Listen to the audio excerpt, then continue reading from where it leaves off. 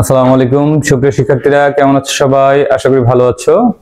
এতদিন আমি তোমাদের ত্রিকোণমিতিক বোর্ড প্রশ্ন সমাধান করেছি। আজকে তোমাদের দূরত্ব উচ্চতা নিয়ে আলোচনা করব। সাধারণ গণিতের দূরত্ব উচ্চতার অঙ্কগুলোর জন্য আরো কিছু বিষয় সম্বন্ধে আমরা দেখব। দেখো, এটা হচ্ছে উল্লম্ব রেখা, এটা হচ্ছে ভূমি রেখা বা শয়ান রেখা।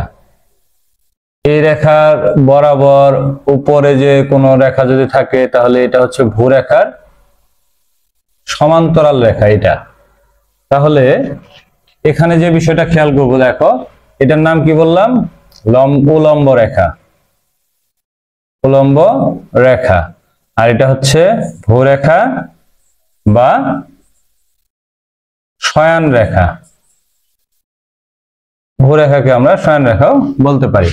আচ্ছা, এখানে যে বিষয়টা খেয়াল রাখতে হবে, এটা বলছি ভূরেখা, তাহলে এটা কি? ভূরেখার সমান্তরাল রেখা। দুইটা কোণ সম্বন্ধে জানতে হবে, একটা হচ্ছে উন্নতি কোণ আর একটা হচ্ছে অবনতি কোণ। আচ্ছা, আমরা স্বাভাবিকভাবে উন্নতি বলতে কি বুঝি?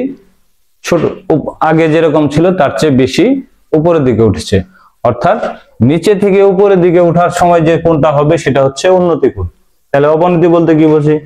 আগে যেরকম ভালো অবস্থানে ছিল তার থেকে অবস্থান খারাপের দিকে গেছে, অর্থাৎ উপরের থেকে নিচে নামলে অবনতি হবে। তাহলে কিভাবে সংজ্ঞায়িত করব আমরা? ভূরেখার উপরে যে কোণ উৎপন্ন হবে সেটা হচ্ছে উন্নতি কোণ। তাহলে এই কোণের নাম হচ্ছে উন্নতি কোণ। আচ্ছা, ভূরেখার সমান্তরাল রেখার নিচে যে কোণ উৎপন্ন হবে সেটার নাম হচ্ছে অবনতি কোণ। আচ্ছা, এখানে একটা টুইস্ট হচ্ছে, উন্নতি কোণ এবং অবনতি কোণ সবসময় একই মান থাকবে। অর্থাৎ সমান্তরাল রেখার জন্য আমরা যে আগে জ্যামিতিতে পড়েছিলাম যে অনুরূপ কোণগুলো বা অনুরূপ কোণ সমান হয়, একান্তর কোণ সমান হয় যে পড়েছিলাম, সেক্ষেত্রে এই সূত্র অনুসারে এই একান্তর কোণ দুটি পরস্পর সমান, এই জন্য উন্নতি কোণ এবং অবনতি কোণ পরস্পর সমান হয়। আচ্ছা, উন্নতি অবনতি মনে রাখার জন্য আমরা একটা বিষয় একটু মজার ছিল একটু বলতে পারি। ধরো তুমি একটা ছাদে দাঁড়িয়ে আছো, ছাদ থেকে নিচ দিয়ে কেউ হেঁটে যাচ্ছে রাস্তার সাইড দিয়ে। তুমি যদি নিচের দিকে তাকিয়ে থাকো তাহলে তোমার সাপেক্ষে ছাদের নিচের দিকে যে লোকটা যাচ্ছে তোমার অবনতি কোণ হবে। আর তুমি ধরো ছাদে দাঁড়িয়ে আছো, উপর দিকে একটা ঘড়ি বা কোনো কিছু একটা উড়ানো হচ্ছে বা একটা হেলিকপ্টার উড়ে যাচ্ছে, তাহলে তুমি যদি ওইদিকে তাকিয়ে থাকো তাহলে তোমার সাপেক্ষে এটা হবে উন্নতি কোণ। ওকে, আমাদের যে প্রয়োজনীয় যে টপিক গুলো লাগবে সেটা হচ্ছে,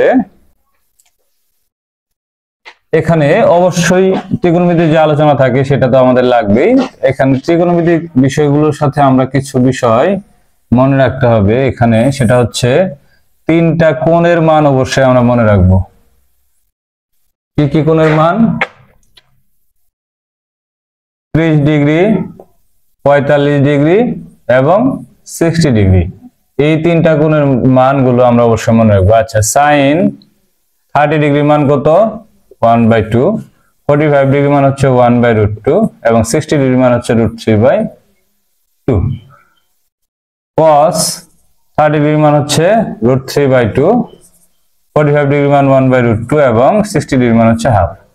এবং tan 30 ডিগ্রি মান হচ্ছে 1/√3, 45 ডিগ্রি মান 1 এবং 60 ডিগ্রি মান হচ্ছে √3।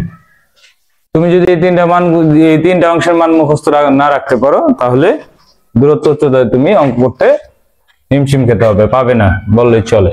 আচ্ছা, এখানে আমরা জানি এই বাহুটার নাম হচ্ছে অতিভুজ, এটার নাম হচ্ছে লম্ব বা বিপরীত বাহু। এটা হচ্ছে সন্নিহিত বাহু বা ভূমি। এখানে যে বিষয়টা মনে রাখতে হবে, যখন কোণ এখানে থাকবে তখন এটা সন্নিহিত বাহু বা ভূমি, বিপরীত বাহু বা লম্ব। যদি কোণ এই জায়গায় উৎপন্ন হয় তাহলে কি হবে? তখন এটা সন্নিহিত বাহু হবে, এটা হচ্ছে বিপরীত বাহু বা লম্ব। কিন্তু অতিভুজ একই, সব ক্ষেত্রে একই থাকবে। ঠিক আছে? আচ্ছা, এবার একটা কিছু সূত্র শিখবো আমরা। ত্রিভুজের বেলায় সাইন থিটার সূত্র হচ্ছে লম্ব বাই অতিভুজ। cos থিটার সূত্র হচ্ছে ভূমি বাই অতিভুজ এবং tan থিটার সূত্র হচ্ছে লম্ব বাই ভূমি। এখানে বাকি যে তিনটা ত্রিকোণমিতিক অনুপাত থাকলো ঠিক এই তিনটাকে উল্টিয়ে দিলে বাকি তিনটা পাওয়া যাবে। এটাকে আমরা যদি শর্ট টেকনিক হিসেবে মনে রাখতে চাই, লম্বকে এল দ্বারা প্রকাশ করলাম, অতিভুজকে ও দ্বারা প্রকাশ করলাম, তাহলে লো। ভূমিকে ভি দ্বারা প্রকাশ করলাম, অতিভুজকে ও দ্বারা প্রকাশ করলাম, ভ। এল তে লম্ব, ভি তে ভূমি। তাহলে এই সিরিয়ালটা মনে রাখলে, সাইন কস ট্যান মনে রাখলে, লম্ব ল ভ এল ভি এটুকু মনে রাখলেই হবে। অথবা আমরা বাংলা কিছু ছন্দ শিখে এটা মনে রাখতে পারি, সাগরে বলে আর কি, এগুলা ছন্দ অনেকে শিখায়। দেখো আমরা দেখতে পারি সাগরে লবণ অতিশয়,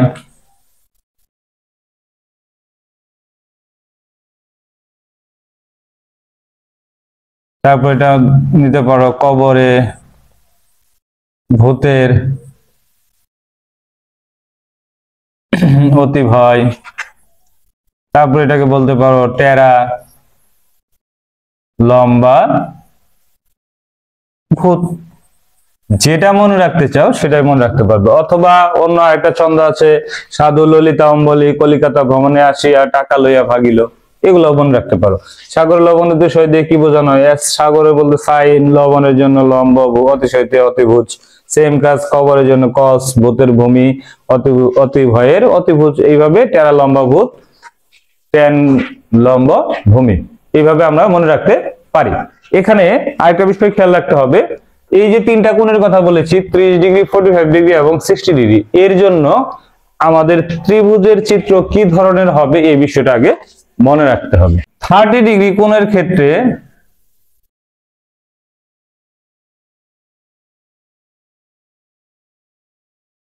যে কাজটা হবে, ভূমি লম্বের চেয়ে বড় হবে, অর্থাৎ তখন চিত্রটা হবে এই যে এরকম, ঠিক আছে? যেখানে কোণ এখানে হবে 30 ডিগ্রি। আবার যখন 45 ডিগ্রি কোণের আলোচনা করব, 45 ডিগ্রি কোণের ক্ষেত্রে ভূমি এবং লম্ব পরস্পর সমান হবে, তাহলে তখন চিত্রটা কিরকম হবে? অর্থাৎ যতটুকু ভূমি হবে ততটুকু লম্ব হবে। যদি 60 ডিগ্রি কোণের আলোচনা করি তাহলে কি হবে? ভূমি এবার লম্বের থেকে ছোট হয়ে যাবে, তার মানে এবার লম্ব বড় হবে, ভূমি ছোট হয়ে যাবে। এই হচ্ছে চিত্র তিনটা। অর্থাৎ আমরা যে দূরত্ব উচ্চতা আলোচনা করব, এখানে এই তিনটা চিত্রই মুখ্য হিসেবে থাকবে, এইরকম টাইপের। অর্থাৎ তিনটা কোণ 30 ডিগ্রি, 45 ডিগ্রি এবং 60 ডিগ্রি।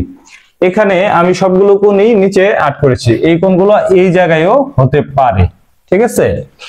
যেমন তুমি ধরে নিতে পারো, আমরা যারা তুফানে গাছ ভাঙতে দেখছি, দেখবা যে গাছ এইভাবে সম্পূর্ণ একটা গাছ আছে, এটা এখানে এক জায়গায় ভেঙে গিয়ে এইভাবে এই জায়গায় কোণ উৎপন্ন করে ফেললো, অর্থাৎ বিচ্ছিন্ন না হয়ে এখানেও আবার কোণ উৎপন্ন করছে মাটির সঙ্গে। অর্থাৎ যে কোনো ভাবে আমাদের এটা বের করতে বলতে পারে। অর্থাৎ অথবা তুমি একটা বিল্ডিং এর সামনে দাঁড়িয়ে আছো, বিল্ডিং এর উপর দিকে ছাদের দিকে তাকিয়ে আছো, দেখো তো কতটুকু উচ্চতায় তাকিয়ে আছো। এটা যদি তুমি নরমালি বের করতে চাও তাহলে ওই যে কোণ কত ডিগ্রি আছে, অথবা কোণ যদি জানা না থাকে, অথবা বিল্ডিং উচ্চতা যদি জানা থাকে, তাহলে তুমি কত ডিগ্রি কোণে তাকিয়ে আছো এটাও আমরা বের করতে পারবো।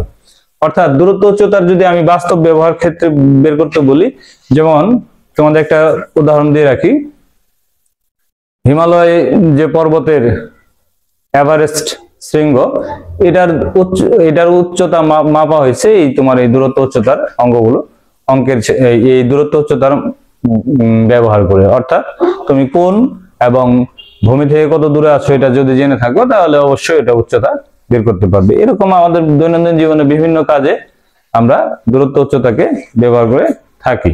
আমরা দূরত্ব উচ্চতার কিছু অঙ্ক নিয়ে আলোচনা করবো আগামী ক্লাসে ইনশাল্লাহ। আজকে আপাতত তোমরা এই সূত্রগুলো এবং এই মানগুলো মুখস্থ রাখবে, তাহলে অবশ্যই অঙ্কগুলো করতে খুবই সহজ হবে। ধন্যবাদ।